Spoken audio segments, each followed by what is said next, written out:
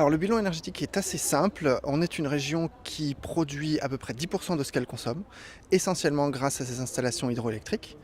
Et elle va consommer à peu près 14 millions de tonnes équivalent pétrole chaque année, réparties un tiers, un tiers, un tiers entre industrie, transport et bâtiment. Sur les combustibles utilisés, le combustible essentiel, sans surprise, c'est le produit pétrolier, avec tout ce qu'on va utiliser dans les voitures, dans le chauffage au fioul, dans le chauffage au gaz.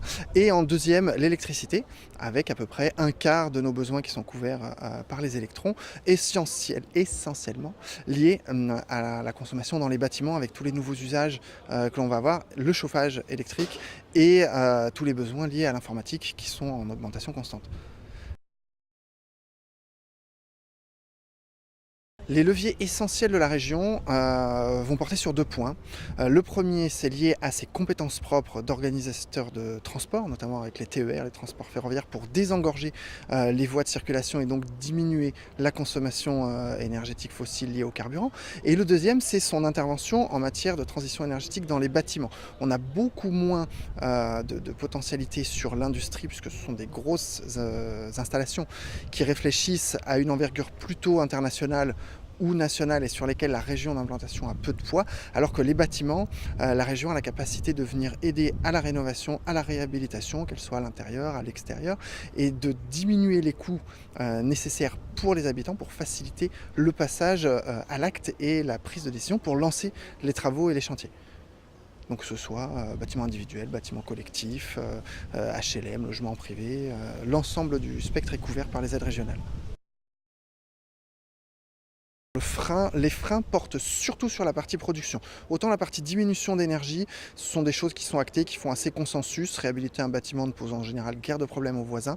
Par contre, dès qu'il va falloir créer une nouvelle installation, que ce soit une installation éolienne, une installation de méthanisation, une installation solaire aussi parfois, ça crée de nouveaux équipements, de nouveaux problèmes, souvent paysagers, éventuellement un peu de bruit, éventuellement des questions de rivalité entre voisins. Et c'est plus là qu'on va avoir des freins d'acceptabilité en aménagement.